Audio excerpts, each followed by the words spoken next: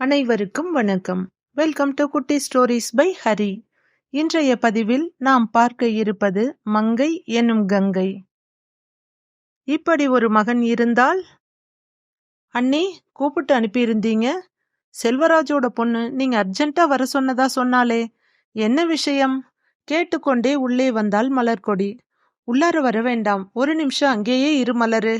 வேகமாக வந்த பவானியின் முகத்தில் கலவையான உணர்ச்சிகள். உன் மருமக மங்கைய நீ தான் குளிக்க வைக்கணும். என்னோட தம்பிக்கிட்ட சொல்லி அவளுக்கு புது ட்ரெஸ் எடுத்துட்டு வர சொல்லு. பவானி சொல்ல மலருக்கு புரிந்து விட்டது. அவள் முகத்தில் புன்முறுவல் படர்ந்தது. அப்படியா? எப்ப நீ? யார்கிட்ட முதல்ல சொன்னாய மருமக என்று மலர் கேட்க, ஸ்கூல்ல இருந்து டீச்சர் ஆட்டோ பிடிச்சி அவ ஃப்ரெண்டு சுகன்யா கூட அனுப்பி இருக்காங்க. இப்பதான் வந்து 5 நிமிஷம் ஆகுது. அந்த தாழ்வார ரூம்ல உட்கார வச்சிருக்கேன். இருவரும் பேசிக்கொண்டே மங்கை இருந்த அறைக்கு வெளியே வந்தார்கள். அங்கே மங்கை பயமும் வெட்கமும் கலந்த முகத்தோடு ஸ்கூல் யூனிஃபார்மில் உட்கார்ந்து இருக்க, பக்கத்தில் அவள் தோழி சுகன்யா உட்கார்ந்து பேசிக் கொண்டிருந்தாள். அத்தை மற்றும் அம்மாவின் சந்தோஷமான முகங்களை பார்த்த மங்கையின் பயம் சிறிது சிறிதாக குறைய ஆரம்பித்தது. சிறிது நேரத்திற்கெல்லாம் மலரின் கணவன் பிரசாத் ஒரு பையுடன் வர, அதை வாங்கிய மலர்கொடி ஒரு தாம்பாளத்தில் அந்த பையில் இருந்தவற்றை அடுக்கத் தொடங்கினாள். நிறைய பழங்கள், ஸ்வீட்ஸ், வெற்றிலை பாக்கு, ஒரு கவர் நிறைய சாக்லேட், அவற்றுக்கு மேல் புத்தம் புதிய பாவாடை, தாவணி, ஜாக்கெட் என அழகாக அடுக்கினாள். அதற்குள் அக்கம்பக்கத்து வீட்டினர் பச்சை தென்னை மட்டைகளை எடுத்து வர, தாய்மாமன் பிரசாத் தாழ்வாரத்தில் இருந்த வேறொரு அறைக்குள் ஒரு குடில் போன்ற அமைப்பை ஏற்படுத்தினான். சிறிது நேரத்திற்கெல்லாம் அக்கம்பக்கத்து பெண்கள், உறவினர்கள் என்று 20க்கும் மேற்பட்ட பெண்கள் கூடிவிட்டனர். மலர்கொடி முன்னின்று மஞ்சள் தடவி மங்கையை குளிப்பாட்டினாள். புது உடை, நீண்ட தலைமுடியை பின்னலாக பின்னி அதில் பூச்சரங்கள், இதையெல்லாம் பார்க்கும்போது மிகவும் பரவசமாக உணர்ந்தாள் மங்கை. என்ன பவானி, உன் பொண்ணு பெரிய மனுஷி ஆயிட்டா? அப்ப சீக்கிரம் கல்யாண சாப்பாடு போட்டுட வேண்டியது தானே என்று அவ்வப்போது சிலர் வீட்டுக்கு வருவதும், மங்கையின் அம்மா பவானி அவர்களுக்கு வெற்றிலையும் சாக்லேட்டும் கொடுப்பதும் வழக்கமாயிற்று. தினம் தினம் விருந்து, இதுவரை பார்த்தே இருக்காத ஸ்வீட் வகைகள், நிறைய உறவினர்கள். மங்கைக்கு ஒரே குதூகலமாக இருந்தது. அவளுக்குள் ஏற்பட்டு இருந்த மாற்றம் இப்போது அவளை அச்சுறுத்தவில்லை. ஏதோ சற்று பெருமையாக இருப்பது போல உணர்ந்தாள். நீங்கள் யூகித்தது சரிதான். 8வது படிக்கும் மங்கை பூ பெய்து இருக்கிறாள். அவள் பெரிய மனுஷியான தினத்திலிருந்து 9வது நாளில் ஐயரை அழைத்து புண்ணியதானம் செய்தனர். வீட்டில் ஏதோ பெரிய விசேஷம் போல நிறைய பேர் வருவதும் போவதுமாக இருந்தனர். மங்கைக்கு நிறைய புது உடைகள் கிடைத்தன. பல பரிசுகளும் கிடைத்தது. அடுத்த நாள் பள்ளிக்கு சென்ற போது தான் சற்று வளர்ந்தது போலவும், உடம்பு லேசாக பூசினார் போலவும் உணர்ந்தாள் மங்கை. எல்லோருடைய பார்வையும் அவள் மேலேயே இருப்பது போல தோன்றியது அவளுக்கு. சற்று படபடப்பாகவும் கொஞ்சம் பெருமிதமாகவும் இருந்தது. அன்று மதியத்திற்கு மேல் எல்லாம் இயல்பாயிற்று. உள்ளூர் பள்ளியில் மங்கை 12வது முடித்துவிட அடுத்து படிக்க நகரத்துக்கு செல்ல விரும்பினாள். டீச்சர் வேலைக்கு படிக்க வேண்டும் என்பது அவளுடைய நீண்ட நாள் கனவு. அவர்களுடைய தூரத்து உறவினர் மகன் ஜெயக்குமாருக்கு பெண் கேட்டு வந்தபோது மங்கையின் அம்மா அப்பா இருவருக்கும் மிகவும் சந்தோஷமாக இருந்தது. ஏனென்றால் மாப்பிள்ளை ஜெயக்குமார் அவர்கள் ஊருக்கு அருகில் இருந்த நகரத்தில் அரசு வேலையில் இருந்தான். ஊரில் அனைவரும் மங்கையின் அதிர்ஷ்டத்தை பற்றியே பேசிக்கொண்டிருந்தனர். கால் காசுனாலும் கவர்மெண்ட் காசு. கவர்மெண்ட் வேலையில இருக்கிறவனுக்கு மங்கையை கேட்டிருக்காங்க. நல்ல சம்பந்தம், உற்றாதீங்க, சட்டுன்னு பேசி முடிச்சிடுங்க என்று சொன்னார்கள் தெரிந்தவர்கள். தன் தம்பி பிரசாத் மற்றும் மலர்கொடியிடம் கேட்க அவர்களுக்கும் இது நல்ல சம்பந்தமாக பட்டது. மங்கையிடம் இது பற்றி அவர்கள் எதுவும் பேசிக்கொள்ளவில்லை. அடுத்த சில தினங்களில் மாப்பிள்ளை ஜெயக்குமாரின் குடும்பம், அவர்கள் உறவினர் என்று ஒரு 10-15 பேர் வந்திருந்தார்கள். அவர்கள் அனைவரும் கிட்டத்தட்ட மங்கை குடும்பத்துக்கும் உறவினர்கள்தான். ஜாதக பொருத்தமும் சரியாயிருக்கு. ஒண்ணுக்குள்ள ஒன்னா போச்சு. பொண்ணுக்கும் 18 வாச்சு. மாப்பிள்ளையும் கவர்மெண்ட் வேலையில இருக்கான். எதுக்கு யோசனை பண்ணிக்கிட்டு, பார்த்து முடிச்சிட வேண்டியது தானே என்று வயதில் மூத்த உறவினர்கள் சொல்ல மற்றவர்களும் அதை ஆமோதித்தனர். புடவை இடுப்பில் நிற்காமல் கீழே நழுவ, அதை ஒரு கையாலும் மறு கையால் எங்கே தட்டி விழுந்து விடுவோமோ என்ற பயத்தில் புடவை மடிப்புகளையும் பிடித்துக்கொண்டு உள்ளே சென்ற மங்கையின் கண்களில் கண்ணீர் துளிகள். என்ன அழுதாலும் யாரும் நம்மை கண்டு கொள்ளப் போவதில்லை, நடப்பது நடக்கட்டும் என்று மனதை தேற்றிக்கொண்டு உடையை மாற்றத் தொடங்கினாள் மங்கை. 4 வருடங்களுக்கு முன்பு அவள் பூ பெய்திய போது வீடு அமர்க்கலப்பட்டதைப் போலவே இப்போது 2 மடங்கு அமர்க்கலப்பட்டது. வெளியூரிலிருந்து உறவினர்கள் 4-5 நாட்கள் முன்னமேயே வந்துவிட வீட்டின் சமையல் வாசம் தெருமுனை வரை அடிக்க ஆரம்பித்தது.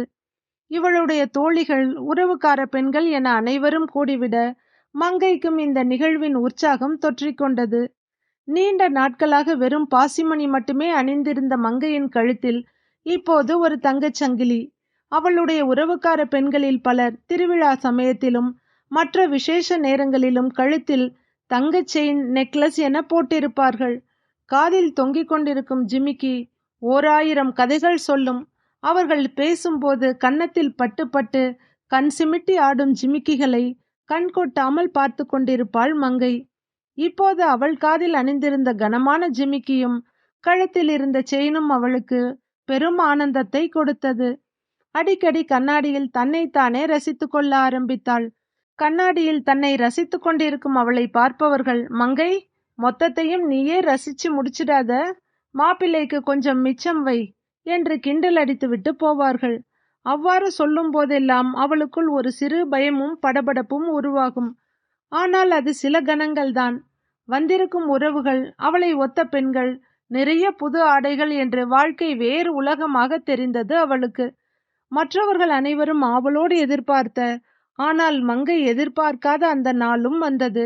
அதுதான் அவளுடைய திருமண நாள். மங்கையின் வீடும் அவளுடைய மாமா வீடும் அடுத்தடுத்ததுதான். அதனால் அவற்றை இணைத்து பந்தல் போட்டு அதிலேயே உணவு சமைக்க மற்றும் பரிமாற ஏற்பாடு செய்திருந்தனர். திருமணம் அவர்கள் ஊர் சிவன் கோவிலில். மங்கையின் அப்பா தனசேகரன் பெரும் சிவபக்தர். மண்டபத்திற்கு கொண்டு போய் லட்சக்கணக்கில் வாடகையாக கொடுக்க வேண்டுமா? திருமணத்தை கோவிலில் வைத்துவிட்டு அந்த பணத்தில் அடியார்களுக்கும் கோவிலுக்கு வருவோர் போவோருக்கும் நல்ல உணவு அளிக்கலாமே என்பது அவருடைய விருப்பம். மாப்பிள்ளை வீட்டாரும் இதற்கு ஒத்துக்கொள்ளவே திருமணம் சிவன் கோவிலிலும் விருந்து வீட்டிலும் வெகு விமரிசையாக நடைபெற்றது. கல்யாணத்துக்கு தெரிந்தவர்கள் மட்டும்தான் என்று இல்லை, கோவிலுக்கு வந்தவர்கள் நிறைய சிவனடியார்கள் என்று ஏகப்பட்ட பேர் மணமக்களை வாழ்த்திவிட்டு உணவருந்தி சென்றனர். திருமணத்துக்கு பிறகு மங்கை அவளுடைய கணவன் ஜெயக்குமாருடன் நகரத்துக்கு சென்று விட்டாள். ஜெயக்குமார் மிகுந்த ஆணாதிக்க எண்ணம் கொண்டவன். ஒவ்வொரு விஷயத்திற்கும் அவனிடம் அனுமதி வாங்க வேண்டும். சமையலை கூட இவள் முடிவு செய்ய முடியாது. கணவன் சொல்லும் ஐட்டங்களைத்தான் அவள் சமைக்க வேண்டும். திருமணமான 3வது மாதமே மங்கை கர்ப்பம் அடைந்தாள். அவர்கள் இருந்த டவுனுக்கு குடிவந்து 3 மாதங்கள் தான் ஆகிறது. வெறும் 19 வயதே நிரம்பியிருந்த மங்கைக்கு இந்த செய்தி மிகுந்த பயத்தை கொடுத்தது. மங்கை கர்ப்பம் தரித்திருப்பதை அறிந்த அவளுடைய பெற்றோர், தாய்மாமன் பிரசாத், அவன் மனைவி மலர்கொடி, அவளுடைய மாமனார் மாமியார் அனைவரும் ஏகப்பட்ட பலகாரங்களுடன் உடனே வந்து சேர்ந்தனர். மங்கையின் அம்மா அல்லது அத்தை மலர்கொடி யாராவது ஒருவர் மாதத்துக்கு 1 முறை அல்லது 2 முறை கை நிறைய பலகாரங்களுடனும் பழங்களுடனும் வந்து விடுவர். இது அவளுடைய வளைகாப்பு வரை தொடர்ந்து கொண்டே இருந்தது. அவளுடைய கணவன் ஜெயக்குமாரோ தனக்கும் இதற்கும் பெரிதாக சம்பந்தமில்லை என்பது போல தான் உண்டு தனது வேலை உண்டு என்று இருந்தான். கணவனின் பாராமுகம் கொஞ்சம் கஷ்டமாக இருந்தாலும் அடிக்கடி வந்து போகும் உறவுகளும் பிடித்த தின்பண்டங்களும் அவள் மனநிலையை மகிழ்ச்சியாகவே வைத்திருந்தது. அவளுடைய பயம் கூட அவளை விட்டு விலகி இருந்தது. 7வது மாதமே மங்கைக்கு வளைகாப்பு நடத்தினர். இப்போதே இவளை கூட்டிட்டு போயிட்டீங்கன்னா நான் சோத்துக்கு என்ன பண்றது? அவ இங்கேயே இருக்கட்டும். டெலிவரிக்கு 1 வாரம் இருக்கும்போது வந்து கூட்டிட்டு போங்க என்றான் அவள் கணவன் ஜெயக்குமார். வந்ததே கோபம் அவனுடைய அம்மாவுக்கு. ஏண்டா, எப்பவுமே உன் சுகம் உன் சந்தோஷமும் தான் முக்கியம்னு இருப்பியா? வாயும் வயிறுமா இருக்கிறவளை தனியா விட்டுட்டு நீ வேலைக்கு போயிருவ.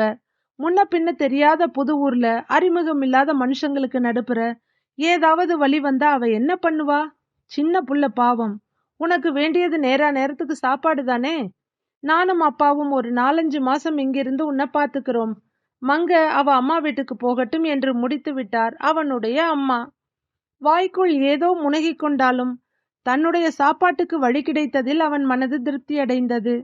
மங்கை எந்த தடையுமின்றி அவளுடைய அம்மா வீட்டுக்கு வந்து சேர்ந்தாள். ஊரில் இருந்தவர்கள் அனைவரும் அவ்வப்போது வந்து பார்த்து கொண்டதோடு யாரோ அவளிடம் ஏதாவது பேசிக்கொண்டும் இருப்பர். அத்தோடு இல்லாமல் அவர்கள் வீட்டில் செய்யும் உணவு பதார்த்தத்தை ஒரு கிண்ணத்தில் எடுத்து வருவர். இந்தா புள்ள மங்க, மாசமா இருக்க, வாய்க்கு புடிச்சத சாப்பிடு என்று கொண்டு வந்து கொடுக்க தவறுவதில்லை. மங்கைக்கு ஒரு சில நேரங்களை தவிர தான் ஒரு கர்ப்பவதி என்ற நினைப்பே இருக்காது. ஏதோ விசேஷத்துக்கு உறவினர் வீட்டுக்கு வந்ததைப் போல அவள் நாட்கள் இனிமையாக சென்று கொண்டிருந்தது. சரியாக 2.5 மாதம் கழித்து மங்கைக்கு வயிற்றில் கடும் வலி ஏற்பட்டது. அதுவரை வாழ்வில் ஒரு நாளும் அனுபவித்து அறியாத வலி. தாங்க முடியாத வலியில் கதற ஆரம்பித்தவளை உடனடியாக காரில் ஏற்றி மருத்துவமனைக்கு அழைத்துச் சென்றனர். அவளுக்கு காரின் இருபுறமும் பவானியும் மலர்கொடியும் உட்கார்ந்து ஒரு கையால் அவள் கையை பிடித்து கொண்டு மறு கையால் அவளுக்கு தடவி கொடுத்து கொண்டிருந்தனர். இப்போதும் அவளுக்கு வலியுடன் பயமும் இருந்தது. ஆனால் அம்மா மற்றும் அத்தையின் அரவணைப்பில் அந்த பயம் குறைந்து வலி மட்டுமே மிச்சம் இருந்தது. வலியில் துடித்து கொண்டிருந்த மங்கையை பிரசவ வார்டுக்குள் அழைத்துச் சென்றனர். அவளுடைய கையை இறுக்கமாக பிடித்திருந்த அம்மாவும் அத்தையும் வார்த்தைகளால் சொல்லாத ஆறுதலை தங்கள் தொடுதலால் அவளுக்கு உணர்த்தினர். பிரசவ அறைக்கு சென்ற சில நிமிடங்களில் கோடாலியால் உடலை பிளப்பது போன்ற வலி. ஜன்னல் அருகில் நின்று கொண்டிருந்த அம்மா மற்றும் அத்தையின் முகத்தில் தெரிந்த பரிதவிப்பு அந்த வலியை தாங்கிக் கொள்ளும் சக்தியை கொடுத்தது அவளுக்கு. கொஞ்ச நேரத்திலேயே குழந்தை பிறந்தது. எங்கேயோ அந்தரத்தில் இலக்கின்றி சுழன்றவள் தரையை நோக்கி வேகமாக வந்து கொண்டிருந்தாள். அந்த கொடூர வலி குறைந்து போயிருந்தது. உடல் முழுவதும் ஒரு தளர்வு வந்தது. அம்மாவின் மடியில் தலை வைத்து படுத்து கொண்டது போன்ற உணர்வு அவளுக்கு. ஜன்னல் வழியே நீண்ட அம்மாவின் கை அவள் தலையை தடவி கொடுக்க அப்படியே தூங்கி போனாள். அழகிய பெண் குழந்தை பிறந்திருந்தது. மகாலட்சுமியே புள்ளையா வந்து பிறந்திருக்கு என்று அவளுடைய பெற்றோரும் உறவினர்களும் கொண்டாடினர். ஆஸ்பத்திரியிலிருந்து டிஸ்சார்ஜ் ஆகி வந்தபோது இதுவரை சிறு பிள்ளையாக இருந்த மங்கை மாறி அவளுக்குள் சில பக்குவங்கள் ஏற்பட்டு இருந்தது. எப்பேற்பட்ட கண்டத்தை கடந்து இருக்கிறாள்! அம்மாவும் அத்தையும் இல்லை என்றால் அவளுடைய நிலை என்ன ஆகியிருக்கும்? இன்று அவள் ஒரு மனுஷியாக இருக்கிறாள் என்றால் அதற்கு காரணம் அவர்கள்தானே. குழந்தை பிறந்து சில மணி நேரத்திற்கெல்லாம் ஜெயக்குமாரும் அவனுடைய பெற்றோரும் வந்து சேர்ந்தனர். அவள் கணவனுக்கு பெருமை தாங்கவில்லை. குழந்தையை சரியாக தூக்க தெரியாவிட்டாலும், இங்கே பாருமா, என் மகள், என்னுடைய மகள் என்று தலையில் வைத்து கொண்டாடி கொண்டிருந்தான். மனைவியிடம் எப்போதும் போல சாதாரணமாக பேசியவன் அவள் கஷ்டத்தையோ அவள் கடந்து வந்த வேதனையை பற்றியோ துளி கூட கண்டு கொள்ளவில்லை. ஒரு அனுசரணையான பேச்சு, ஒரு ஆறுதலான வார்த்தையோ எதுவும் இல்லை. இதெல்லாம் அவளுடைய கடமை, அவள்தான் பார்த்து கொள்ள வேண்டும் என்பது போல இருந்தது அவன் நடவடிக்கை. தன் அம்மா அத்தை இருவரையும் நினைத்த போது மங்கையின் மனது நன்றியிலும் பாசத்திலும் நிரம்பி வழிந்தது. அவளையும் குழந்தையையும் பெற்றோரும் உற்றோரும் கண்ணில் வைத்து பார்த்து கொண்டார்கள். குழந்தைக்கு 3 மாதம் இருக்கும்போது சீர்வரிசைகளுடன் அவளை கொண்டு வந்து ஜெயக்குமாரின் வீட்டில் விட்டு சென்றனர். மங்கையின் வாழ்க்கை எப்போதும் போல சாதாரணமாக ஓடிக்கொண்டிருந்தது. கணவனை கவனித்துக் கொள்வதும் மகளை கவனித்துக் கொள்வதும் தான் அவளுடைய தலையாய கடமை. அவளுக்கென்று தனியாக எந்த விருப்பு வெறுப்புகளையும் வைத்துக் கொள்வதில்லை. மகள் சாப்பிட்டு மீதி வைப்பதை இவள்தான் சாப்பிட வேண்டும். இது அவள் கணவனின் கண்டிப்பான உத்தரவு. சில நேரங்களில் அவனும் தட்டில் மீதியை வைத்துவிட்டு போய்விடுவான். ஒரு நாள் இவள், என்னங்க, நீங்க சாப்பிட முடிகிற அளவுக்கு வாங்கிக்கலாம் இல்ல, எதுக்கு தட்டில் மீதி வைக்கிறீங்க என்று கேட்டுவிட்டாள். அவ்வளவுதான். அவள் கணவனுக்கு கண்மூடித்தனமாக கோபம் வந்துவிட்டது. ஏற்கனவே மனைவியிடம் எப்போதும் சிடுசிடுவென்று இருப்பவன் இப்போது கத்த ஆரம்பித்தான். எனக்கு ஆர்டர் போடுறியா நீ? எனக்கு எவ்வளவு தேவையோ அவ்வளவுதான் சாப்பிடுவேன். அதுக்காக நீ அளந்தெல்லாம் போட முடியாது. மீதி இருந்தா சாப்பிட வேண்டியது தானே? ஏன் புருஷன் சாப்பிட்ட மீதியை சாப்பிட மாட்டியா என்று நக்கலாக கேட்டான். ஒரு நாள் கணவன் மீதி வைத்ததை சாப்பிட்டு முடிக்கும்போது மகளும் அவள் தட்டில் ஒரு தோசையை வைத்து விட்டாள். இதற்கு மேல் என்னால் சாப்பிட முடியாது. இட்லியாக இருந்தால் கூட அடுத்த நேரம் சாப்பிட்டு கொள்ளலாம். தோசை காய்ந்து விடுமே என்று எண்ணியவள் அதை சிறு துண்டுகளாக்கி காக்கைக்கு போடுவதற்காக எடுத்துச் சென்றாள். அவள் செய்வதை பார்த்து கொண்டிருந்த அவள் கணவன், என்ன தைரியம் இருந்தா சாப்பாட்டை இப்படி வீணாக்குவ? நீ சம்பாதிச்சா தெரியும், வீட்டுல சுகமா உட்கார்ந்துகிட்டு சாப்பிடுறவ தானே என்று கேவலமாக பேசினான். மங்கைக்கு மிகவும் அவமானமாக இருந்தது. ஏதோ இவள் எதுவுமே செய்யாமல் மெத்தையில் கால் மேல் கால் போட்டு படுத்திருப்பதைப் போலவும், நேரத்துக்கு இவன் தட்டில் கொண்டு வந்து உணவை கொடுப்பது போலவும் இருந்தது அவன் பேசிய விதம். தன்னுடைய அம்மா அப்பா இவளை கல்யாணம் என்ற சிறையில் தள்ளாமல் இருந்திருந்தால் அவளும் இந்நேரம் படித்து ஒரு பள்ளியில் பாடம் நடத்தி கொண்டிருப்பாள். இப்போது தினம் தினம் அவள் கணவன் அவளுக்கு பாடம் எடுத்து கொண்டிருக்கிறான். என்ன வாழ்க்கை இது என்று அலுப்பாக இருந்தது அவளுக்கு. மகள் பிரகதியும் அவள் அப்பாவைப் போலத்தான். அவள் நினைத்ததைத்தான் செய்ய வேண்டும் என்பதில் மிகவும் பிடிவாதமாக இருந்தாள். நாம் விரும்பினாலும் விரும்பாவிட்டாலும் காலம் அதன் போக்கில் ஓடிக்கொண்டுதானே இருக்கிறது. மகள் பிறந்து 2 வருடத்தில் மீண்டும் கர்ப்பம் தரித்தாள் மங்கை. இந்த முறையும் அவளுடைய மாமியார் மாமனார் கிராமத்தில் இருந்து வந்து அவனை பார்த்து கொள்ள தாய் வீட்டுக்கு பிரசவத்திற்காக சென்றவள் 4 மாதத்தில் அழகிய ஆண் குழந்தையோடு கணவன் வீட்டுக்கு திரும்பினாள். ஜெயக்குமாருக்கு மகள் மேல் இருந்த ஆர்வம் மகன் மேல் அவ்வளவாக இல்லை. மகளுக்கு பெயர் வைக்கும் உரிமையை யாருக்கும் கொடுக்காதவன் மகனுக்கு பெயர் வைப்பதை பற்றி கண்டு கொள்ளவில்லை.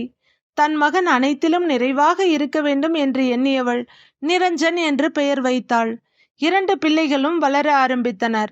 ஆனால் குணத்தில் இருவரும் காந்தத்தின் 2 துருவங்களாக இருந்தனர். சமயம் கிடைக்கும் போதெல்லாம் அப்பாவைப் போலவே கூறிய வார்த்தைகளால் தன் அம்மாவை காயப்படுத்த தவறுவதில்லை மகள் பிரகதி. ஆனால் நிரஞ்சனோ அவளுக்கு நேர் எதிர். அப்பாவும் அக்காவும் ஏற்படுத்தும் காயங்களுக்கு மருந்தாக இருந்தான் அவள் மகன். பிரகதிக்கு எப்போதும் தான் என்ற கர்வம் அதிகமாக இருக்கும். அதிலும் அவள் நினைப்பதை கேட்கும் முன்பே அவளுடைய அப்பா வாங்கி வந்து கொடுத்து விடுவதால் தான் இந்த வீட்டிற்கு முக்கியம், மற்றவர்கள் எல்லாம் 2ஆம் பட்சம் என்ற மனநிலை ஏற்பட்டு விட்டது அவளுக்கு. அடுத்தவர்களை மட்டம் தட்டி பேசுவதும் குறை கண்டுபிடிப்பதுமாக இருந்தாள் அவள். படிப்பிலும் சுமார்தான். நிரஞ்சன் அவன் பெயருக்கு ஏற்றவாறு எதிலும் நிறையை காண்பவன். அக்கம் பக்கத்தில் இருப்பவர்களில் இருந்து அவன் படிக்கும் பள்ளியில் இருப்பவர்கள் வரை அனைவரும் அவனை மிகவும் விரும்புவர். படிப்பிலும் மிகவும் கெட்டிக்காரனாக இருந்தான். பள்ளியில் பணம் கட்ட வேண்டிய அவசியமின்றி படித்து முடித்தவன் ஸ்காலர்ஷிப்பிலேயே MBBS படிக்க வெளிநாடு போகிறான். மகன் நிரஞ்சன் தான் அவளுடைய ஒரே ஊன்றுகோல். மகனின் பிரிவால் மங்கை வாடிக்கொண்டிருக்க புறப்படுவதற்கு முன் அம்மாவின் மடியில் தலை வைத்து படுத்திருந்தவன், அம்மா பயப்படாதீங்க, இன்னும் கொஞ்ச நாளைக்கு உங்க உடம்ப பார்த்துக்கோங்க. நான் திரும்பி வந்ததும் முதல் வேலையா உங்க தைராய்டு பிரச்சனையை சரி பண்ணி உங்களை சிலை மாதிரி அழகா மாத்திடுறேன். உங்களுக்காகத்தான் நான் டாக்டருக்கே படிக்க போறேன் தெரியுமா என்று அம்மாவை சமாதானப்படுத்தி கொண்டிருந்தான். உடலின் எடை கூடிக்கொண்டே போனது. மூச்சு முட்டை சாப்பிட்டு பொழுதுக்கும் படுத்திருந்தா உடம்பு இப்படித்தான் ஏறும், கொஞ்சமாவது வேலை செய்யணும் என்று கிண்டல் செய்வான் அவளுடைய கணவன், அதுவும் மகளின் முன்னிலையில். அவள் என்ன வேலை செய்யாமலா இருக்கிறாள்? அவள் மகனை தவிர வேறு யார் இருக்கிறார்கள் அவள் உதவிக்கு? சாப்பிட்ட தட்டை கூட அந்த இடத்தை விட்டு நகர்த்த மாட்டார்கள் அப்பாவும் மகளும். மாமனார் மாமியார் இருவருக்கும் வயதாகிவிட அவர்களை பார்த்து கொள்ளும் பொறுப்பு இப்போது மங்கையுடையதானது. அவளுடைய அப்பா படுத்த படுக்கையாக இருக்க அம்மா அவரை பார்த்து கொண்டார். தான் வேலைக்கு போகவில்லை, சம்பாதிக்கவில்லை என்ற தாழ்வு மனப்பான்மை மங்கையிடம் உருவாகியிருந்தது. அதற்கு முழு காரணம் அவளுடைய கணவனும் மகள் பிரகதியும் தான். ஓயாத உழைப்பும் மன உளைச்சலும் அவளுக்கு உடலில் சில உபாதைகளை கொண்டு வந்து விட்டது. ஆனால் அதையும் யாரிடமும் சொல்லாமல் மறைத்து வாழ பழகியிருந்தாள். முடியும் போது வேலை செய்வதும் மிகவும் சோர்வாக இருக்கும்போது சிறிது நேரம் படித்திருப்பதுமாக நாட்கள் ஓடிக்கொண்டிருந்தது. எதையும் கவனிக்காமல் விட்டதால் தைராய்டு மிகவும் முற்றிய நிலைக்கு சென்று விட்டது. அப்படி ஒரு நோய் இருப்பதே இவளுக்கு தெரியாது. அந்த மாதம் மாதவிடாய் வந்தபோது அது சாதாரணமாக இல்லாமல் கட்டி கட்டியாக இருக்கவே மிகவும் பயந்து போனாள். கணவனிடம் ஆஸ்பத்திரிக்கு அழைத்துச் செல்ல கேட்க நினைத்தாலும் அவன் மேல் இருந்த பயம் அதை தடுத்தது. அதே மாதத்தில் 2வது முறை மீண்டும் மாதவிடாய் வந்துவிடவே தனக்கு ஏதாவது ஒன்று என்றால் தன் மகனின் நிலை என்ன ஆவது?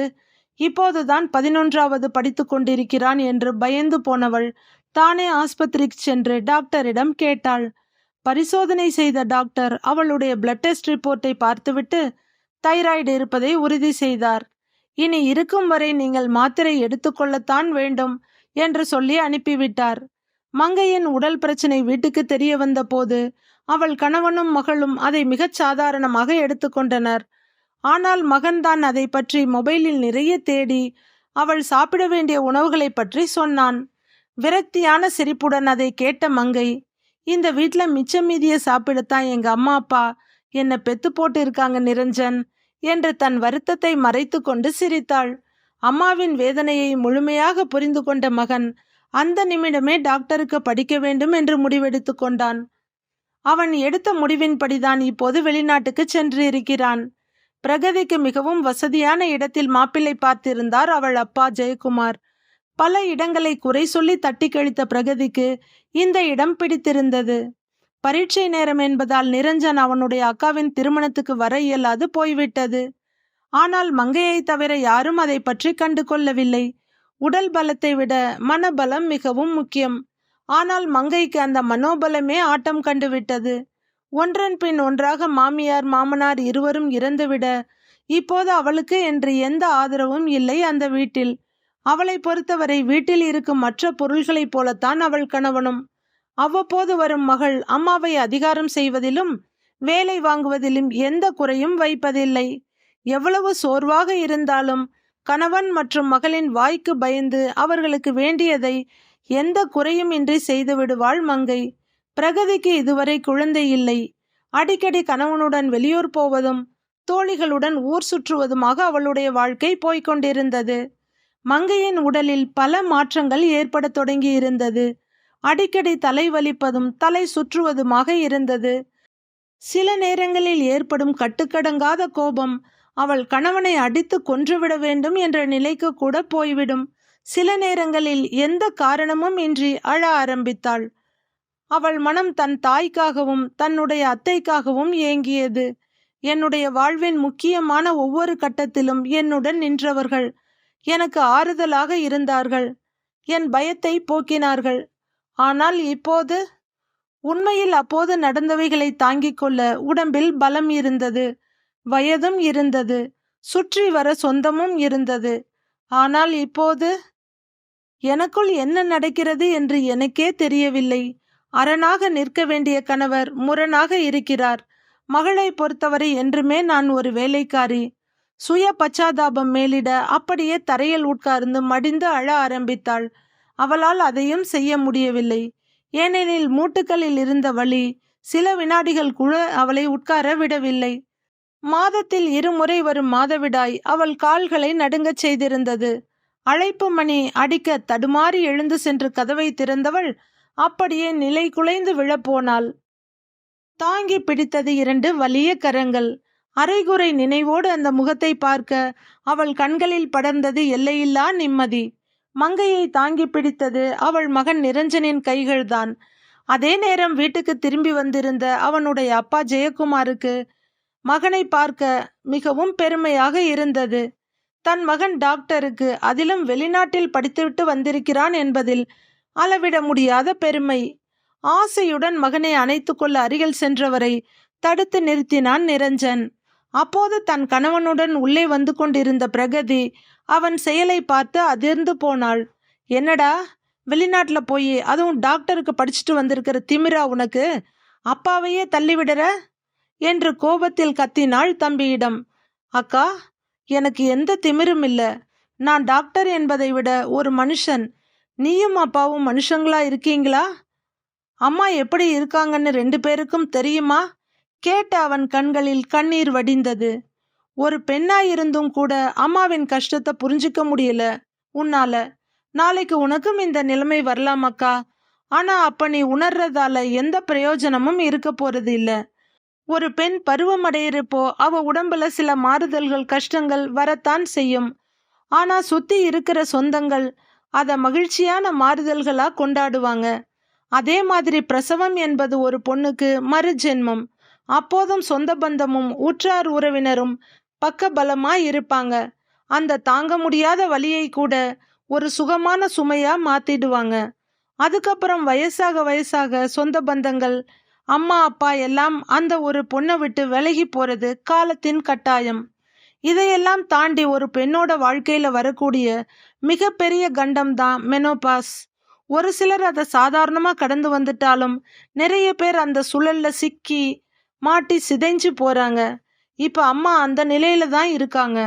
அவங்களுக்கு ஏற்பட்ட மன உளைச்சலும் தைராய்டும் அதை இன்னும் மோசமாக்கிடுச்சு. எத்தனையோ உடல் மாறுபாடுகளை தாங்க முடியாம தவிச்சிட்டு இருக்காங்கன்றது உங்களுக்கு தெரியுமா? இந்த நேரத்துல தான் அவங்களுக்கு பெரும் ஆறுதல் தேவை. அவங்க பிள்ளைங்களும் கைப்பிடிச்ச கணவனும் அதை கொடுக்கணும். அம்மா இதுவரைக்கும் நமக்கு ஒரு நல்ல அம்மாவா இருந்திருக்காங்க. ஆனா அப்பா அவங்களுக்கு ஒரு நல்ல கணவனா இருந்திருக்காரான்றது சந்தேகம்தான். அதே மாதிரி நீ அவங்களுக்கு ஒரு நல்ல மகளா இருந்திருக்கியா? நீயே சொல்லு. நானும் படிப்பு காரணமா அவங்கள பார்த்துக்க முடியாம போயிடுச்சு. இப்ப சொல்லு, அம்மா இன்னைக்கு படுற கஷ்டத்துக்கு யார் காரணம் என்று கேட்க அப்பாவும் மகளும் தலை குனிந்தனர். அதற்குள் பிரகதியின் கணவன் விக்னேஷ் ஃப்ரிட்ஜில் இருந்த ஆரஞ்சு பழங்களை எடுத்து ஜூஸ் போட்டு எடுத்து வந்திருந்தான். அம்மாவை தன் நெஞ்சில் குழந்தையாய் சாய்த்து கொண்டு குடிக்க வைத்து கொண்டிருந்தான் அன்பு மகன் நிரஞ்சன். கண்களை துடைத்து கொண்ட மங்கையின் கணவர் ஜெயக்குமாரும் மகள் பிரகதியும் அவளின் இருபுறமும் தடவி கொடுத்து கொண்டு நிற்க மங்கையின் முகத்தில் இருந்த பயம் அகன்றது. அம்மாவின் ஆறுதலையும் அத்தையின் அரவணைப்பையும் உணர்ந்தவளின் மனது இந்த கண்டத்தையும் தாண்டிவிடலாம் என்ற தைரியத்தை பெற்றது. திக்கு தெரியாத காட்டில் திகைத்து போய் சுற்றி கொண்டிருந்த அவள் மனது அமைதி அடைந்தது. மகன் நிரஞ்சனின் முகத்தில் அம்மாவையும் அத்தையையும் ஒரு சேர கண்டாள் மங்கை. அவள் மனதில் இருந்த பயம் அடியோடு நீங்கிவிட நிம்மதியுடன் கண்களை மூடி உறங்க ஆரம்பித்தாள். இனிய உறவுகள் இருந்தால் வாழ்க்கையில் ஏற்படும் வலிகள் எல்லாம் சுகமான அனுபவமாக மாறிவிடும். அனைத்து ஆண்களும் இதை அறிந்து கொள்ள வேண்டும். பாட்டியாக, தாயாக, சகோதரியாக, மனைவியாக இருக்கும் மங்கைகளை காக்கும் பொறுப்பு உங்கள் கையில் உள்ளது. கதையை படித்த கேட்ட அனைவருக்கும் நன்றி. கதை பிடித்திருந்தால் லைக் செய்து நமது சேனலை சப்ஸ்கிரைப் செய்து கொள்ளுங்கள். நன்றி, வணக்கம்.